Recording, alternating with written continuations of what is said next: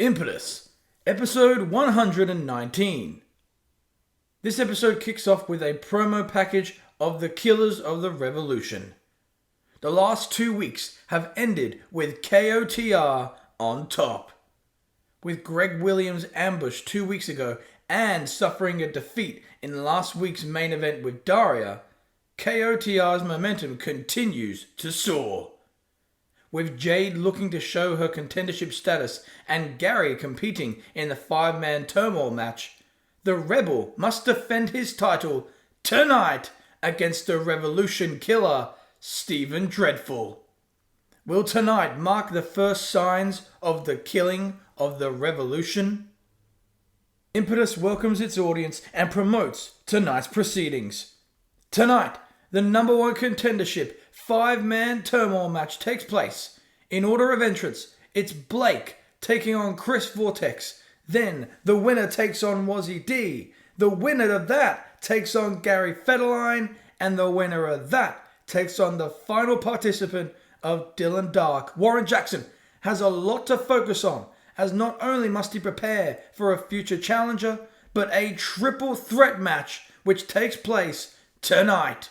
Warren Jaxon takes on Charlie Finch and Jimmy Sparrow. However, our main event is going to be just as chaotic. The World Impetus title is on the line as Greg Williams takes on Steven Dreadful. Will Steven become the new world champion in his first title match? Enter Daria. The women's champion kicks off the show with confidence despite her loss from last week being shown. A replay from last week is shown with Greg eliminated early in their elimination tag match. Daria had to fight alone against Steven Dreadful and Jade Williams of KOTR. With Daria fighting back against their cheating ways, Greg returned to knee Steven right in the face, allowing the scores to be evened. With Jade staying in control of Daria, the powerbomb was prepared, only for Daria to reverse into a sunset flip, much like their encounter at Impulse 3. However, Jade refused to be made a fool of again and rolled through the pin, pinning Daria's shoulders to the mat, eliminating and defeating the champion. Enter Akira. This should be interesting. Akira has vowed to hit a reset button on her career, claiming that she will start her anti-cosmetic journey all over again. The all-natural Akira enters with hopeful new beginnings. But can she start off strong by defeating the women's champion? Match 1. Daria versus Akira. No, she can't. Akira puts up a great battle, showcasing a more focused and less emotional side. However, Daria's refusal to lose 2 weeks in a row causes her to deny Akira of her empty promises finisher and deliver a finisher of her own, the Harlem Hangover. Winner, Daria. Daria may not have needed to retain her title, but was relieved to retain her reputation. Thankful to not be suffering yet another loss, Daria respects the fight that Akira put up. With Akira rising up, she stares at the title that she once competed for and shakes Daria's hand. Akira exits with defeat, but with a similar recreation of her former journey. With the scene ending as Daria raises her title while Akira exits, enter Jade Williams. Jade puts her nose up towards Akira as they pass one another up the ramp. Jade then enters the ring with the champion in whom she defeated last week. The giant asks if she's more brawn than brains now. After all, she not only attached herself to the finest and fastest raising faction in wrestling history, but learnt from her past mistakes in which helped defeat the women's champion last week. The way Jade sees it, after pinning Daria last week, there is no one else more deserving of facing her for the women's title. Jade wants that match next week, only Daria can stress less as her manager CJ has advised against it. CJ has advised Jade to wait until a night in hell. With Jade proving to be a smarter version of herself, she will listen to her manager and wait for her challenge to be accepted at the pay-per-view. Jade begins to leave, only for Daria to snatch the microphone from her. She reminds all of being pinned last week and claims that it simply won't happen again. The match at A Night in Hell is yet to be accepted as the music of Cortni hits the arena. Enter Cortni. Cortni interrupts the scene a little insulted. Explaining her emotions, Cortni speaks to Jade. If a victory over the champion grants one a title opportunity, then Jade had better get to the back of the line, bitch. Cortni admits that Jade did indeed pin Daria's shoulders to the mat last week, but it was by the help of the Killers of the Revolution. Cortni, however, pinned the champion on episode 114 by herself. If anyone deserves a title shot at A Night in Hell, the night of stipulation matches, then look no further than the hardcore bitch, Cortni. Jade is insulted and asks who Cortni thinks she is. Cortni claims that, she just said it. She is every bit of the two words, hardcore and bitch. If both her and Jade are laying claim to being number one contenders, then why not have Jade versus Cortni to determine the official challenger?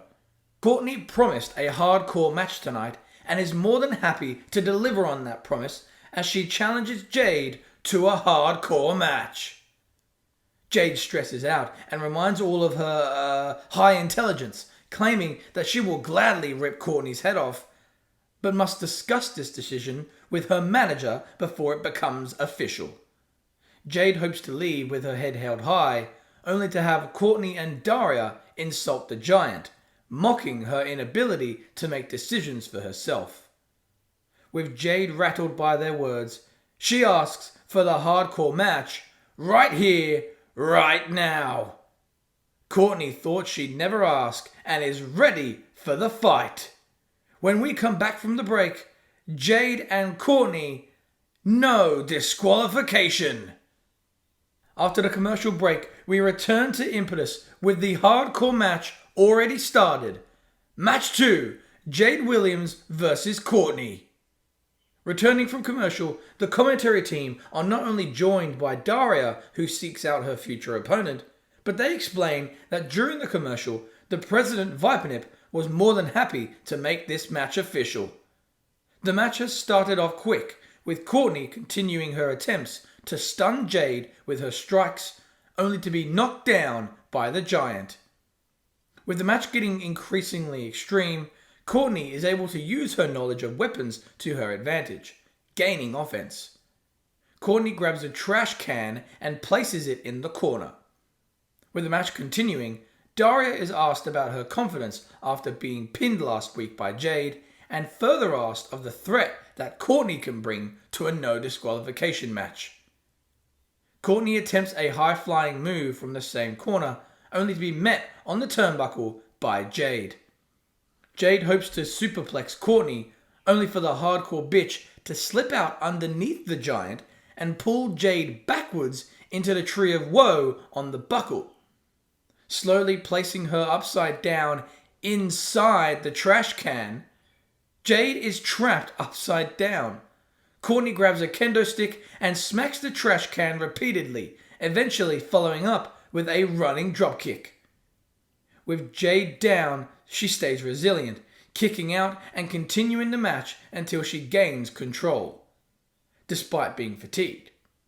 With Cortni hoping to stun the giant, she sets up a chair and hopes to hit a tornado DDT on Jade, only for the KOTR member to throw Cortni groin first into the erected chair. Alright, so she doesn't have balls, but this would still hurt like a bitch. With Cortni in uncomfortable pain, Jade hits the post-detonation for the win.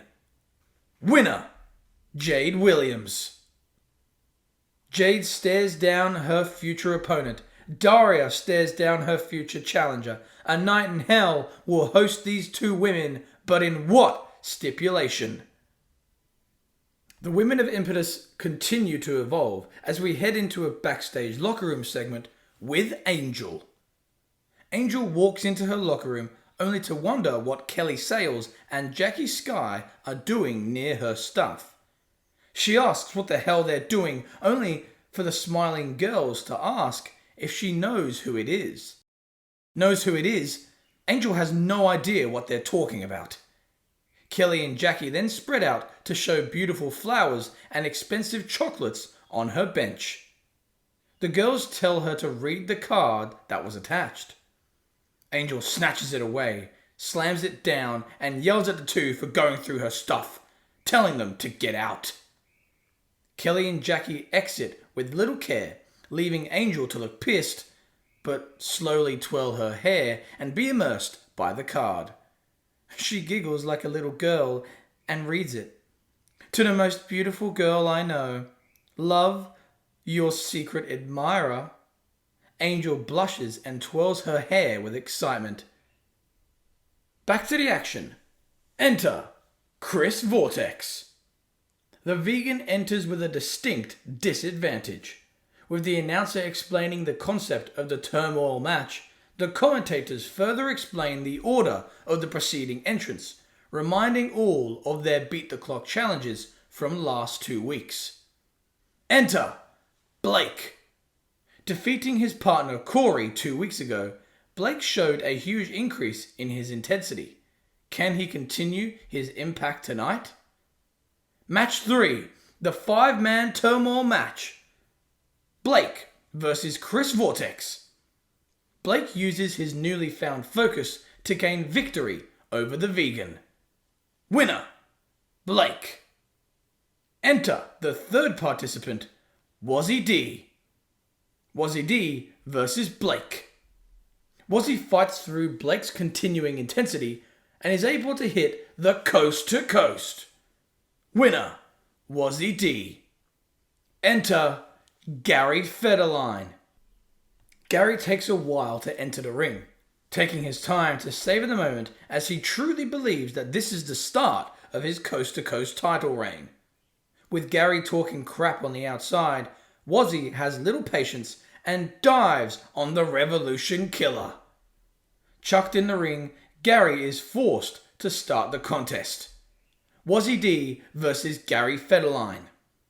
With Gary eventually countering the gangster, he gains control and eventually attempts the Fed cred, only to get rolled up quickly by Wazzy D. Winner again, Wazzy D. Wazzy has survived a second opponent and hopes to go through just one more. Wazzy awaits his last opponent while Gary is furious that his title dreams have been crushed. As Wazzy focuses on Gary on the outside, prepared for another dirty antic, he fails to realize that Dylan Dark has entered the ring from the crowd. Wazzy turns around and gets hit with an instant spear with the final match underway. Wazzy D versus Dylan Dark. Wazzy kicks out of the spear. With Dylan shocked, he quickly refocuses and hits the Condemned on Wazzy for the tainted victory. Winner, Dylan Dark. It is now official. Thanks to the dirty antics of Dylan Dark, he will be facing Warren Jaxon for his Coast to Coast Championship at A Night in Hell.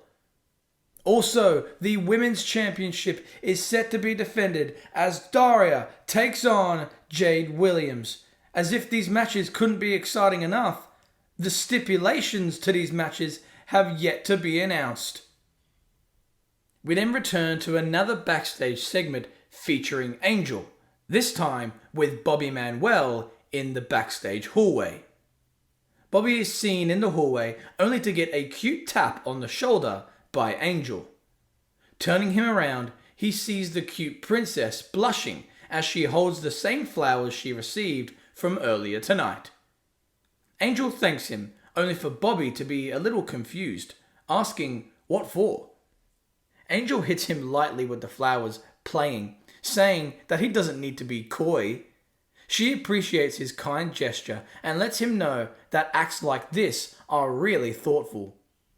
Angel prances off, smelling her flowers, with Bobby acting as though it was all part of the plan. Yep, no worries, Angel, any time. Bobby looks on with confidence as Jerry Kane is seen in the background. He is noticeably bothered by Bobby's succession in getting with Angel, so much so that he grabs his arm and pulls him down the hallway with anger. With Bobby asking what's going on, Jerry says that they've got some business to take care of. As the clearly personal business of immunity begins to crack, the commentators are seen at their desk, gladly returning to the wrestling business of the Coast to Coast title. Decided moments ago, Warren Jaxon must face the Emperor, Dylan Dark, at the Night in Hell pay-per-view. With a stipulation match to be announced between the two, Aaron and Ryan begin to wonder what matchup we will see, only to be stopped by the music of Immunity. Enter Immunity. Clearly bothered by what he just witnessed, Jerry walks toward the ring with irritation while Bobby follows him, confused. Jerry claims that while some things are a little uncertain at the back, he wants to make one thing real clear out here. Immunity are supposed to endorse strength over weakness, right? Power over naivety and integrity over mystery. As a result, Jerry plans on being the only one lately to lead by example and call out any team back there for a fight. In fact, he and Bobby, mainly Bobby, were talking recently about how much they would love to kick the family's asses once and for all. With Bobby shocked and scared, he tries his best to stop his partner from consenting to a beating, only for Jerry to continue. In fact, he and Bobby, mainly Bobby, wanted to do a little more to Susan's ass than just kick it. Bobby then smacks the microphone out of Jerry's hand, asking him what the hell he's doing. The commentators are convinced that Jerry's want for a fight is purely to impress one individual and to perhaps eliminate only one man from certain competition. With Jerry ramped up, Bobby emits a huge gulp as enter the family, Scar and Dominic Silver. Jerry and Bobby must deal with the monsters yet again, all with Jerry almost looking forward to it. Match 4. Immunity versus the family. Jerry seems to be all man as he steps up to Scar, only to be delivered a huge uppercut to his face. With Jerry in pain, he tags in Bobby. For the rest of the quick match, Bobby remains in the ring taking punishment, all with Jerry conveniently unable to make a tag. Bobby cops a big boot, a power slam, the resurrection, and the package pile driver right in front of Jerry, who stands on the apron, merely grimacing at the pain. Winners, the family. The family exit while Bobby lays in huge pain, all with Jerry holding a slight grin as he hopes to pick his partner up. With the family exited, Angel walks down the ramp worried for her friend and gets in the ring. She kneels down next to the pained Bobby, asking if he's okay. With Jerry to the side, he hopes to show his wounds of war by letting Angel know of the uppercut that he suffered. Angel then shows her sympathy by rubbing the jaw of Jerry and follows by helping both men out of the ring, happy to be a shoulder to cry on. Still to come, the Impetus Tag Team titles are on the line as Matar and Ilamas once again defend their titles, this time against the Switchblades. Clearly, Jillian Day wants her team to be the best. And our main event is for the World Impetus Championship. Greg Williams defends the title against Steven Dreadful in his first ever world title match. We then see the Condemnation backstage in their locker room. Dylan is congratulated by Mark Emil for his victory earlier tonight. As the two talk about the match, Jarvis walks by, not giving much acknowledgement. Dylan asks for Jarvis's encouragement, only for the child to be denying it. Jarvis asks what he's supposed to say. To say he's impressed? Impressed with Dylan's 2-minute cheap win on Kipton Lynch last week? or impressed with the victory in a Turmoil match where he entered last. Dylan is furious with his protege's attitude, only for Jarvis to continue. You know, for someone who viewed the rookies of Impetus so low, for a mentor to promise a showcase of how good he once was, Dylan's doing a pretty damn bad job at it. Or perhaps the Emperor was always this pathetic. Jarvis exits with Dylan and Mark in shock. Enter Warren Jaxon. The Coast to Coast champion enters for action for the first time since Hunt You Down. With Dylan Dark dealing with the pressure from his children, is this creating confidence in Warren, or more of a threat to his title? Enter Jimmy Sparrow. Happy to be here, Jimmy knows that he has a great chance to work his way back up the card. Enter Charlie Finch. Finch enters with concern, perhaps more with his immunity unity rather than anything else. Match 5, a triple threat match. Warren Jaxon versus Charlie Finch versus Jimmy Sparrow. Warren shows his championship status by creating the most offense. With Jimmy and Finch taking punishment, they surprisingly work together to keep Jaxon down. The two stomp away in the corner, only for Jimmy to be upset with Finch's foul play in digging his boot into the face of the champion for a long 4 count. Jimmy pulls Finch off, causing friction between the two. Finch demands respect and clearly wants to prove himself as a man, only to cop a comeback from Warren. The all-action Jaxon eliminates Finch from the ring with the overdrive and taps Jimmy out with the Indian Deathlock. Winner, Warren Jaxon. Seen in the interview area is Greg Williams, ready for a backstage interview. Greg is introduced and asked how he feels to have such a 180 of momentum since Hunt You Down. 2 weeks ago, he was battered by the Killers of the Revolution and, of course, Stephen Dreadful. Last week, Greg was eliminated surprisingly early by the hands of the Cowboy in the Elimination Tag Team main event. What does the future look like for Greg Williams? Look, even after Greg cracks Stephen's jaw tonight, he's certain that KOTR will only want to cause more havoc. Screw it, he may as well just book it himself. At A Night in Hell, Greg Williams versus all of KOTR for the title. I mean, it's heading that way anyway. How's that for a stipulation? Greg begins to hype up that match, only to be stopped by CJ. All alone, the manager tells Greg to get used to these recent losses, because there's a lot more coming. But perhaps the most heartbreaking will be the loss in roughly, say, 20 minutes, where Greg's title dreams will end just like that.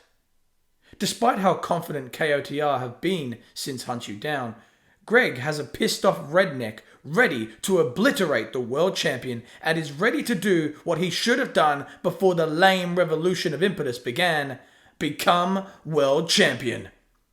CJ promises to make sure that happens. Hearing CJ's promise, Greg hopes that if Stephen is to win, he hopes he does it alone. You see, Greg's dealt with many a manager in the past, and only recently has he shoved whipped cream in their mouth. If CJ even looks at Greg funny tonight, he'll be shoving his foot down CJ's throat. CJ backs away with mercy, not wanting anything to do with Greg. The Rebel walks off, ready for the world title match. The World Impetus Championship match is promoted, as still to come, the title is on the line as Greg Williams defends against Stephen Dreadful in his first ever title match. However, speaking of titles, up next is the Impetus Tag Team Championship match as El Fuego defend against the Switchblades. During our commercial break, we return with a promo package of Riki Mathews and his eventual return. The same badass montage of Riki's awesome moments is shown, all with the scene ending with Riki Mathews returns to action next week. Before we return to tag team action, we see the backstage locker room of KOTR. CJ is talking to his group one by one. He tells Gary that Wazzy D will pay for stealing a victory from him earlier tonight in the 5-man Turmoil match. He then tells Jade that no matter how tempted and disrespected she feels, she has got to run things by him. Accepting a hardcore match was so irresponsible. However, she showed Cortni, Daria, and the world who the next champion will be. Although he was disappointed, he now stands proud of her. CJ then looks to Steven and claims that tonight is his night and will do to Greg what he has done to him for the last 2 weeks. Beat him down. Tonight, KOTR take over and kill the Revolution. Enter the Switchblades. As they enter, a replay from last week is seen. The closing scenes of the El Fuego vs Matar title rematch is shown, with Matar hitting their opponent's own finisher, the Fireball. They retained their newly won titles to Jillian's satisfaction. Enter Matar with Jillian Day. Match 6, the Impetus Tag Team Championship match between Matar versus the Switchblades and the winners, Matar. Before Jillian can parade her tag team champions around, enter El Fuego. Licio and Cinxia sarcastically applaud their doppelgangers as they enter on stage. The former champs applaud the current champs for achieving their goal in replacing El Fuego. I mean, not only did they take away their titles at Hunt You Down, but they also stole their finisher last week. They have outperformed El Fuego in every way. Well, almost every way. Jillian is then offended, claiming that Matteo and Mathews are every bit as good as El Fuego. Their titles prove it. Licio admits their talents, but claims that they don't have the same energy, the same attitude, the same fire as El Fuego. Cinxia believes that in order to take over as the greatest luchador tag team in the business, they should probably be able to outperform El Fuego on every luchador level, right? As a result, El Fuego challenged Matar to a flame-off next week. A flame-off. A flame-off. Jillian asks what the hell a damn flame-off is. Licio claims that he's happy to answer, only to walk off, with Cinxia, who follows with laughter. Jillian and her team are left worried and irritated in the ring. A split screen is then seen of both Greg Williams and the entire KOTR walking down their respective hallways. Greg is seen on one side of the screen walking with a purpose, ready to defend his title once again. On the other side, a pained Jade and Gary walk behind a supportive CJ, who walks behind Steven, motivating him for his biggest moment yet. Up next, the world title is on the line as Steven Dreadful, in his first ever world title match, takes on Greg Williams. Enter Steven Dreadful with CJ. The KOTR members embrace the spotlight, making sure Steven is pumped up and ready for the biggest match of his career. Enter Greg Williams. The champion enters with focus, realizing what is at stake. Main event, Match 6, World Impetus Championship match, Greg Williams versus Steven Dreadful. With the bell ringing, CJ hopes to distract Greg, only for the Rebel to be too smart. Steven hopes to attack, only to run right in to a scrutiny and pinned, just like that, within 15 seconds? Winner, Greg Williams. Greg stands like a beast, staring at the stunned CJ on the outside. The main event ends in a huge upset with Greg raising the title. After a minute or two of celebration, the night is far from over. Jade and Gary storm to the ring, beating the champion down due to their humiliation. Much like 2 weeks ago, Jade hits the post-detonation. With Daria running down the ramp, she brawls with Jade, only to be struck down by Gary. Gary hits the Fed cred on Daria. With Steven recovering, he stands with Gary and hopes to hit the Revolution Killer on Greg, only to be stunned to hear the music of Riki Mathews. Enter Riki Mathews. Riki enters slowly on stage, returning months after the injury caused by Gary Federline and KOTR. He storms to the ring and lays out all members of the Killers of the Revolution. KOTR are thrown out of the ring by their respective rivals, Daria to Jade, Greg to Steven, and Riki to Gary. KOTR's night has been ruined yet again, with Greg, Daria, and the returning Riki Mathews standing tall.